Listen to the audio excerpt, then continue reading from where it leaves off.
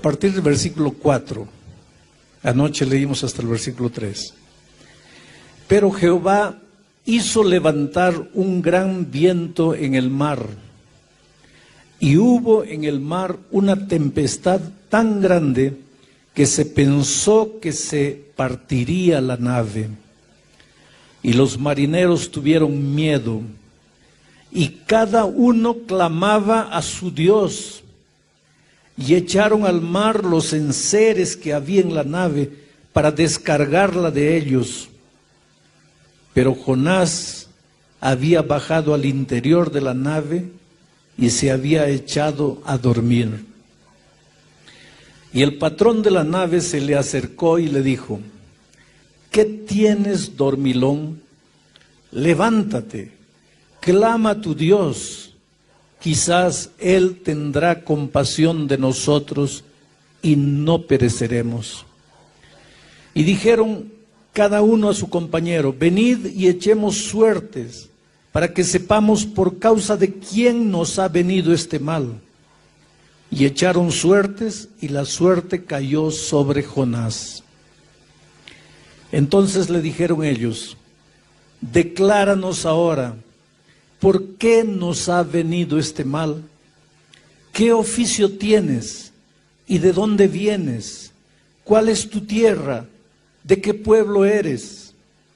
Y Jonás les respondió: soy hebreo y temo a Jehová, Dios de los cielos, que hizo el mar y la tierra. Y aquellos hombres temieron sobremanera y le dijeron: ¿por qué has hecho esto? Porque ellos sabían que Jonás huía de la presencia de Jehová, pues él se los había declarado. Y le dijeron: ¿qué haremos contigo para que el mar se nos acalme? Porque el mar se iba embraveciendo más y más. Y Jonás les respondió: tomadme y echadme al mar, y el mar se aquietará, porque yo sé que por mi causa ha venido esta gran tempestad sobre vosotros. Y aquellos hombres trabajaron para hacer volver la nave a tierra, mas no pudieron, porque el mar se iba embraveciendo más y más contra ellos. Entonces clamaron a Jehová y dijeron: te rogamos ahora, Jehová, que no perezcamos nosotros por la vida de este hombre, ni pongas sobre nosotros la sangre inocente, porque tú, Jehová, has hecho como has querido. Y tomaron a Jonás y lo echaron al mar, y el mar se aquietó de su furor. Y temieron aquellos hombres a Jehová con gran temor, y ofrecieron sacrificio a Jehová e hicieron votos. Pero Jehová tenía preparado un gran pez que tragase a Jonás, y estuvo Jonás en el vientre del pez 3 días y 3 noches. Vuelvo a leer el versículo 4. Pero Jehová hizo levantar un gran viento en el mar, y hubo en el mar una tempestad tan grande que se pensó que se partiría la nave. Dios tiene un plan maravilloso para todo aquel que un día se encuentra con Jesús. A Abraham, Dios le dijo: sal de tu tierra, de la casa de tus padres, y anda a una tierra que yo te mostraré. Y tú serás una bendición por donde pases. El plan de Dios para sus hijos es que sus hijos sean una bendición por donde pasen. Pero Jonás, en lugar de ser una bendición en el barco, estaba siendo una maldición. ¡Qué tragedia! Un hombre llamado para ser bendición se había vuelto en una maldición. Por donde tú vas, ¿eres una bendición? Como padre, ¿eres una bendición? Como esposo, como esposa, como hijo, ¿eres una bendición? Como empleado eres una bendición. Como patrón eres una bendición. Es interesante. Yo tengo un hijo abogado. Él se casó hace unos 5 años atrás.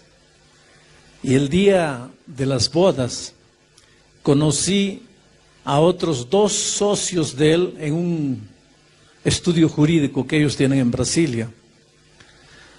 Y yo los veía a esos 2 socios, también abogados famosos allá, medio dislocados porque no había bebida, no había cigarro, no había baile, no era el ambiente de ellos. Y dejé todo y me fui a la mesa de ellos para hacer sala, ¿no? Para conversar un poco, para que ellos no se sintiesen fuera del ambiente.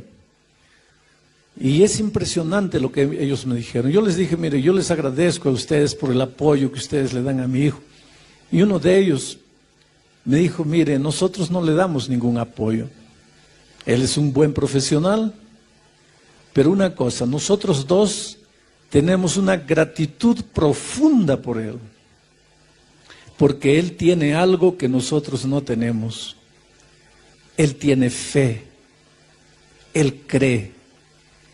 Y cuando a veces nosotros tenemos un caso casi perdido, cuando parece que ya no vamos a lograr nada, lo primero que hacemos es entrar a la sala de él, no para pedirle ideas con relación al trabajo, sino para pedirle que él haga una oración por nosotros, porque hay momentos en que solo Dios puede resolver algunos problemas. Bueno, eso es lo que Dios quiere para ti, que por donde tú vayas seas una bendición. Tú eres la luz, dijo Dios. Vosotros sois la luz del mundo, dijo Jesús. ¿Ya escuchaste hablar de la leyenda del rayito de luz?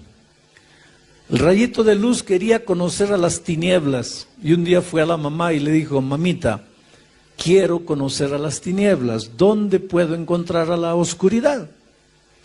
La mamá le dijo, mira, anda a ese cuarto, allí está la oscuridad, puertas cerradas, ventanas cerradas, métete por alguna rendijita, allí vas a encontrar a la oscuridad. Y el rayito de luz se fue, entró y volvió frustrado. Mamita, entré, pero no había ninguna oscuridad. Entonces la madre le dijo, mira, ándate al centro de la tierra, allá al fondo de la tierra, ahí está la oscuridad. Y el rayito de luz se fue allá y volvió triste. Mamita, tampoco encontré la oscuridad. Y la mamá lo mandaba para aquí, lo mandaba para allá y el rayito de luz volvía y le decía, mamá, no encuentro a la oscuridad. Y la mamá le dijo, mira hijito, nunca vas a encontrar a la oscuridad, porque por donde tú vayas, todo va a quedar iluminado, porque tú eres un rayo de luz. Oh querido, tú eres un rayo de luz. Tú naciste para ser una bendición. Mucha gente se queja y dice así, esta vida es un infierno, esta vida es injusta, nadie me ama, nadie me quiere, nadie me acepta, todo el mundo me trata mal. Pero yo quiero darte una noticia que no sé si te va a gustar.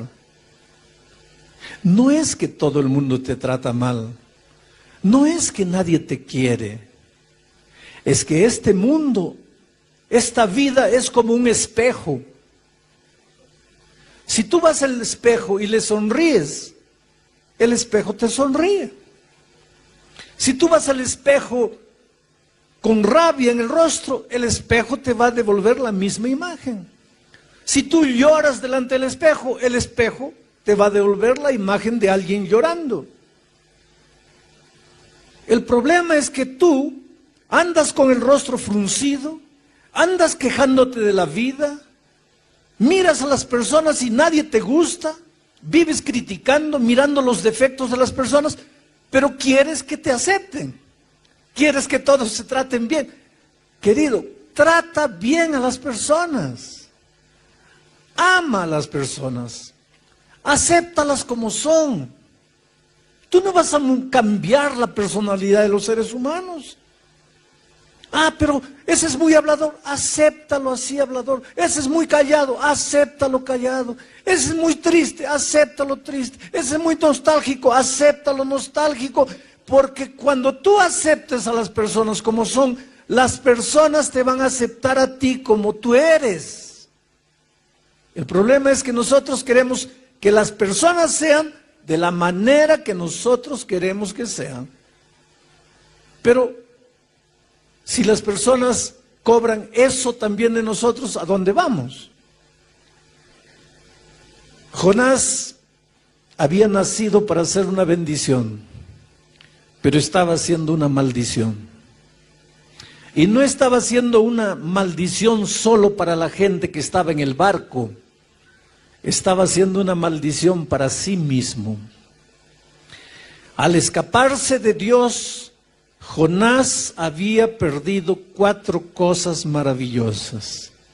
Y cada vez que tú no quieres compromiso con Dios, cada vez que tú corres de Dios, cada vez que tú te limitas a acompañar a Dios de lejos, pero no te acercas, no te comprometes, no te relacionas.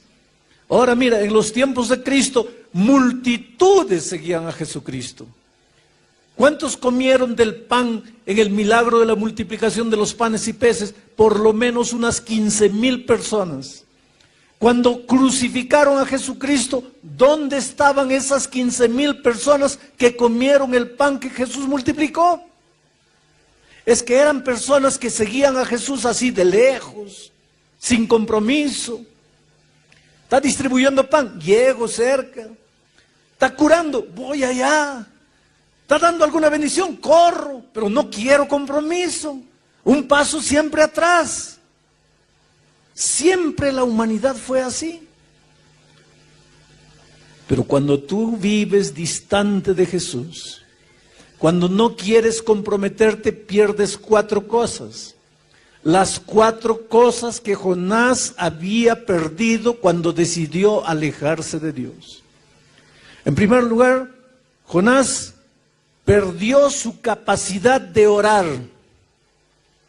Perdió su capacidad de orar. ¿Recuerdas cuando leí el texto?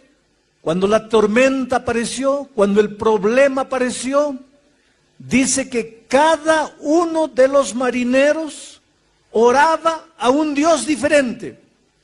Cada uno tenía su Dios y cada uno clamaba a Dios. Yo creo que el jefe de los marineros convocó a una noche de oración especial, una reunión especial de oración para que Dios calme la tempestad. Y cada uno oraba a un Dios extraño. Ahora, la única persona que conocía al Dios verdadero, creador de los cielos y la tierra, dormía. Jonás, en la historia, es el primer cristiano que se durmió en una reunión de oración. Se bajó allá abajo y se echó a dormir. Si tú me haces una pregunta esta tarde, pastor, ¿cómo sé que me estoy alejando de Dios? Yo te respondo, cuando empiezas a perder tu capacidad de orar, cuando empiezas a orar poco, te estás alejando de Dios. Pero pastor, si el sábado estuve en la iglesia, no importa. Pero pastor, si yo soy anciano, no importa. Pero pastor, si yo pasé la lección de la escuela sabática, no importa. El hecho de que vienes a la iglesia no mide tu comunión con Dios. El hecho de que tienes un cargo en la iglesia no mide tu comunión con Dios. Lo que mide tu comunión con Dios es tu capacidad de orar. Y la primera evidencia de que te estás alejando de Dios es que te da menos y menos ganas de orar. Y cuando tú no oras puedes estar en la iglesia, pero estás solo en la vida. Y cuando la tormenta viene, ¿qué haces? ¿A dónde vas?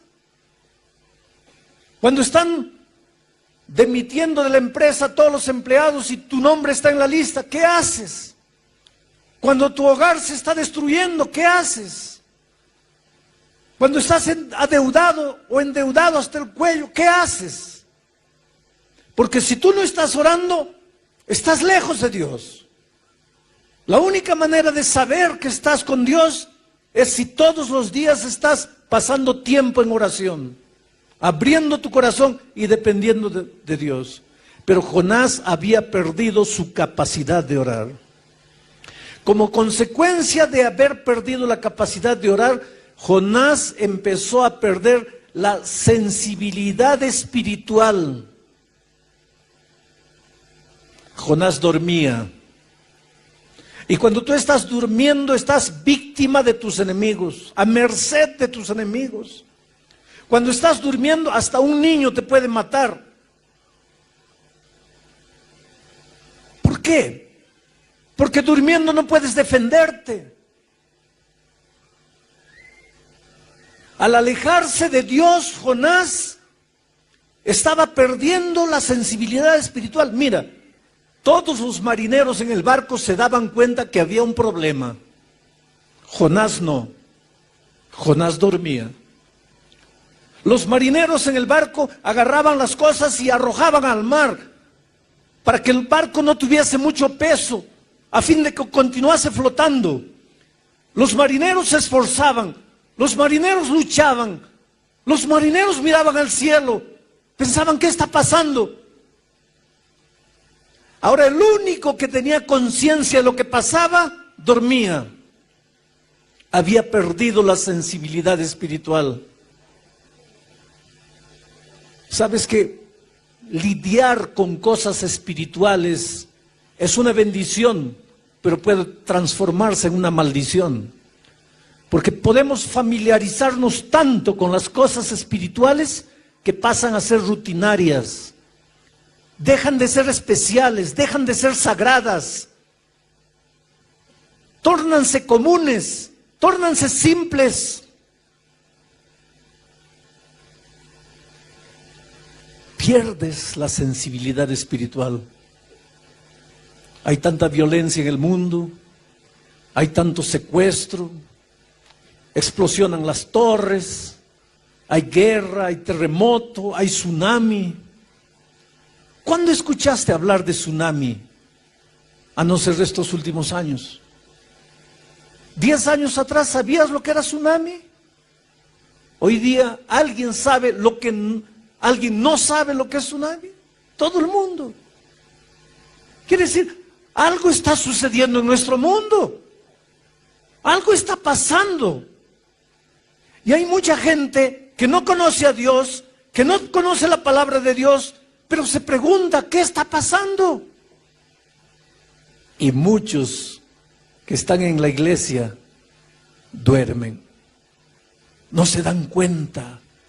Están perdiendo la sensibilidad espiritual. Al perder su capacidad de orar, Jonás pierde su sensibilidad espiritual. Y al perder la sensibilidad espiritual, Jonás pierde su capacidad de oír la voz de Dios. Se endurece, se adormece y duerme. Y querido, ay de ti y de mí si un día perdemos la capacidad de escuchar la voz de Dios.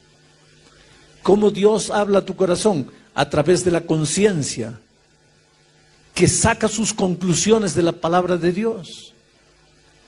Pero cuando Dios te habla y no le escuchas, te sigue hablando y no le escuchas, te continúa hablando y no le escuchas, tu corazón se va endureciendo, y llega un momento en que Dios puede gritar a tus oídos y ya no escuchas, porque pierdes la capacidad de escuchar la voz de Dios. ¿Hace cuántos años Dios te llama? ¿Hace cuántos años Dios toca tu corazón para que le entregues definitivamente la vida a Cristo? Estaré predicando esta noche para alguien que ya tuvo momentos felices en la iglesia de Dios. Y por esas cosas de la vida hoy día estás lejos de Dios, lejos de la iglesia. ¿Cuántas veces Dios te ha llamado? ¿Cuántas veces Dios ha tocado tu corazón? ¿Cuántas veces en medio de la noche el Espíritu te ha incomodado? ¿Cuántas noches de insomnio has tenido? Porque la voz de Dios te atormenta. Pero si tú no le haces caso, y no le haces caso, y no le haces caso, llega un momento en que tu corazón se endurece y pierdes la capacidad de escuchar la voz de Dios. Ahora veamos cómo las personas tratan de resolver el problema que había aparecido aquella noche. Estaban en medio de una noche oscura y un mar embravecido. Cada uno clama a su Dios. Y después de clamar a Dios, todos los que estaban en el barco tratan de resolver el problema. En primer lugar, ellos raciocinan y llegan a la siguiente conclusión: este problema debe haber aparecido porque entre nosotros debe haber un culpable. Y entonces ellos echan suerte. Ustedes saben que los marineros juegan cartas, juegan dados, juegan dominó. Los marineros pasan el tiempo con ese tipo de juegos de azar. Y los marineros aquella noche trataron de descubrir quién era el culpable, utilizando las herramientas que tenían en sus manos, utilizando las cosas que ellos conocían. Echaron mano del juego de azar. No es que la Biblia apruebe el juego de azar.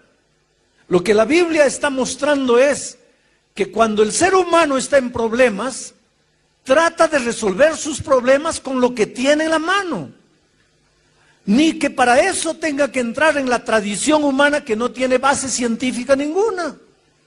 Ponte a pensar en nuestros días.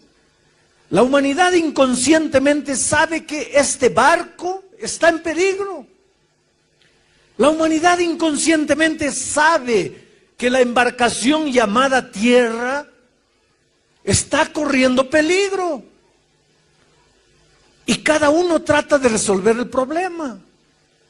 Unos piensan que esta tierra se va a destruir por causa del desequilibrio ecológico. Entonces vamos a concentrar todas las fuerzas en mantener el equilibrio ecológico. Y nunca en la historia se vio tantos movimientos defendiendo el equilibrio ecológico. Y claro que tiene razón de ser, pero la solución para el planeta no está ahí.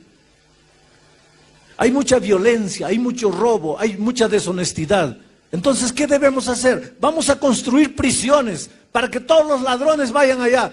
Ahora, querido, si todos los ladrones tuviésemos que ir a la prisión, no quedaría nadie afuera, porque el problema no está afuera, el problema está en el corazón humano. Hay un filósofo que dice que si tú no robaste todavía es porque no tuviste la oportunidad. Y yo te voy a confesar una cosa, porque quiero que entiendas que soy un ser humano tan humano cuanto tú. Un día en los Estados Unidos entregué un billete de $100, un billete de $10 para una compra que hice de $2, $3. Y la chica debería tener algún problema ese día, seguro que peleó con el esposo o algún hijo estaba enfermo. Evidentemente su cuerpo estaba allí, pero su cabeza no estaba, porque me recibió el billete de $10 y me dio el vuelto de $100. ¿Qué es lo que debería haber hecho yo inmediatamente? ¿Qué debería haber hecho? Devolver. Y devolví. Pero pensé 2 segundos antes de devolver. Y después me asusté.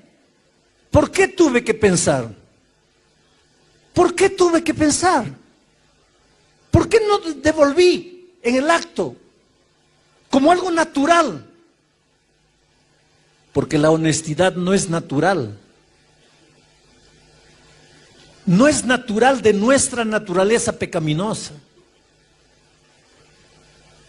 Entonces, querido, el problema no está con la justicia humana, no está con la prisión, el problema está con el corazón humano. Pero cada ser humano trata de resolver el problema. El matrimonio está hundido.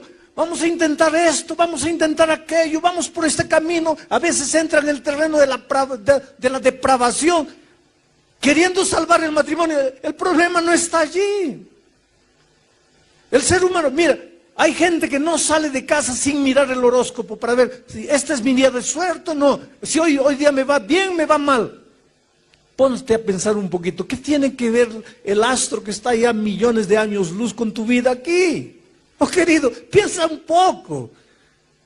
Me tropecé porque mi horóscopo decía que me iba a tropezar. ¿Qué tiene que ver ese astro con el hecho que no miraste la piedra que estaba delante de tu camino?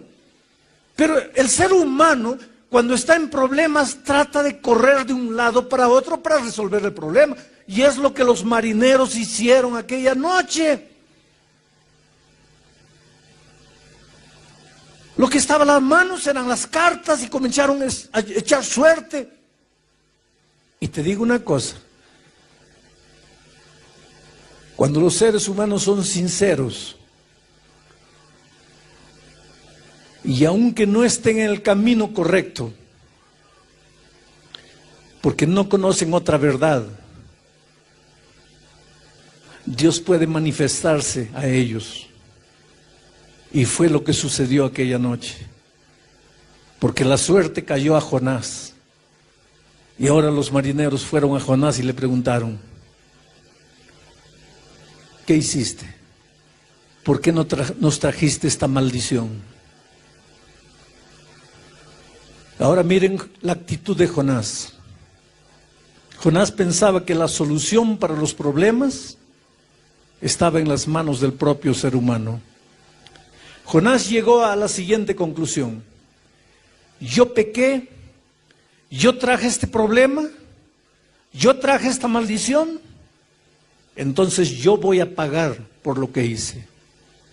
Arrójenme al mar, y cuando yo me muera, ustedes se van a quedar en paz. Jonás era un profeta de Dios. Jonás conocía el tema de la gracia redentora. Hay muchos cristianos sinceros que piensan que en el Antiguo Testamento la enseñanza es salvación por las obras y que en el Nuevo Testamento la enseñanza es salvación por la gracia. Pero si tú lees la Biblia desde el Génesis hasta el Apocalipsis, vas a ver que la única enseñanza bíblica es la salvación por la gracia. Por las obras nadie se salva, por la ley nadie se salva, por guardar mandamientos nadie se salva.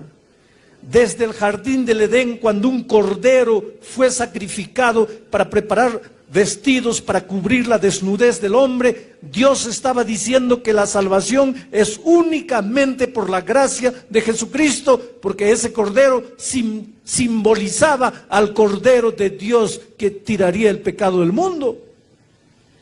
Cuando Israel todos los días ofrecía sacrificio y un corderito era sacrificado, el mensaje era: la salvación es únicamente por la gracia. Por lo tanto, Jonás conocía el tema de la salvación por la gracia, pero él no creía. Él tenía una manera de pensar: el que la hace, la paga. Yo la hice, entonces merezco morir. Y es verdad, queridos. La Biblia dice: por cuanto todos pecaron, están destituidos de la gloria de Dios. Pablo afirma: la paga del pecado es la muerte. Todos esta noche merecemos morir. No hay justo ni siquiera uno, dice la Biblia. No hay quien busque el bien. Está en nuestra naturaleza el pecado. Nuestra inclinación natural es hacia el mal. Por lo tanto, aquí nadie tiene derecho de ser salvo. La salvación no es por derecho. La salvación no es por merecimiento. La salvación no es porque has hecho alguna cosa buena. La salvación no es por puntos que ganaste. La salvación no es una medalla de honra que recibes. La salvación es únicamente por la gracia de Cristo, porque Él te ama, a pesar de lo que has hecho, a pesar de tu pecado, a pesar de la vida que has vivido, a pesar de que creas o no creas. Dios te ama y quiere salvarte. Pero Jonás no entendía eso.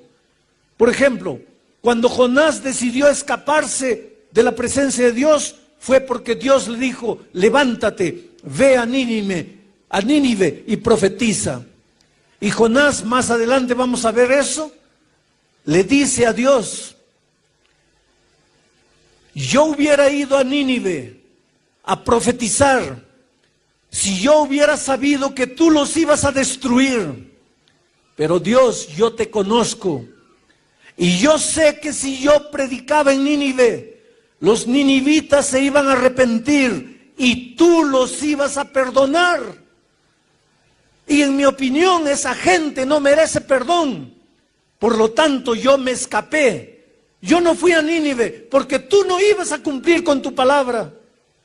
Y ahora, cuando Jonás le dijo a los marineros: arrójenme al mar, y los marineros lo arrojaron al mar, yo imagino la escena, déjenme imaginar. Jonás dando vuelta en el agua antes de hundirse. Las ondas como un remolino tratando de hundirlo. Y Jonás ya solo con la cabeza para afuera, mirando al cielo y diciéndole a Dios: ¿está viendo, Señor? Es así que se trata al pecador. Pecó, murió. Pero los ninivitas pecaron y yo sé que tú los ibas a perdonar. Entonces yo te estoy dando una clase de teología. Yo te estoy dando una lección de salvación. Es así que se trata al pecador. Oh, querido, es realmente así que se trata al pecador. Pero no es así que Dios trata al pecador. Porque si Dios te tratase como tú mereces, ¿dónde estarías tú? Si Dios me tratase a mí como yo merezco, ¿dónde estaría yo? Los marineros clamaron a Dios antes de arrojar a Jonás y le dijeron: Señor, no queremos morir por causa de la vida de un inocente. ¿Inocente? ¿Jonás era inocente? Jonás murió, o posiblemente moriría, pero no estaba muriendo por los marineros. Los marineros eran los inocentes. Jonás estaba muriendo por su propia culpa. Diferente de Jesús, que cuando murió en la cruz del Calvario, no estaba muriendo por él, porque Jesús sí era inocente. Él sí estaba muriendo por los pecadores. Él estaba muriendo por mí. Por eso, toda la eternidad no será suficiente para que yo pueda agradecer el amor maravilloso de Jesucristo. Y Jonás desapareció en las aguas. Todo el mundo pensó que había muerto. Y ahora entro a la parte final del texto de esta noche. El último versículo del capítulo 1 dice así: pero Jehová tenía preparado un gran pez. El problema del pecado a Dios no lo agarró por sorpresa. Desde la eternidad Dios ya tenía el plan de salvación preparado. Dios había preparado un gran pez. Ese pez recibiría a Jonás, lo sacaría de las profundidades del mar, lo llevaría a la playa y lo dejaría salvo allí. Tú y yo somos Jonás, por nuestros pensamientos, por nuestros sentimientos, por nuestras actitudes. Nosotros merecemos el fondo del mar, el fondo del pecado, el fondo de la muerte. Pero así como Dios tenía preparado un gran pez para salvar a Jonás, en el maravilloso plan de salvación, Dios tenía preparado una cruz. Y en esa cruz murió Jesucristo. Esta noche Estaba en el camarín y hay una señora llamada Verónica que todas las noches cuando llego me recibe en el camarín con todo cariño, tiene un agua caliente, trata de hacer mi estada en el camarín lo más confortable. Esta noche le pregunté, ¿quién eres tú? Y ella me dijo, pastor, hace muchos años, 9 años atrás, cuando mi hijo mayor tenía apenas 6 años, 7 años, mi esposo se fue con otra mujer. Nunca más lo vi, me dejó con 3 hijos, sola para criar 3 hijos. Y un día tuve ganas de morir. Quise quitarme la vida. Estaba en el fondo del pozo. Estaba destruida. La vida no tenía sentido. Y Dios me extendió la mano y me sacó del fondo del pozo. Y hoy día mis hijos ya empiezan a crecer. Mi hijo mayor ya tiene 16 años. Y yo estoy aquí, amando a Jesús con todo mi corazón, tratando de servir a Dios y de hacer lo mejor para Él. No importa quién eres tú ni cómo tú vives. No importa el drama que vives. No importa si por errores personales hoy día te sientes en el fondo del mar, desempleado, sueños destruidos, matrimonio destruido, sin hijos, sin padre. Yo te digo, Dios tiene preparado un plan de salvación para ti. Dios te extiende la mano, pero Él no puede hacer nada por ti si tú no quieres.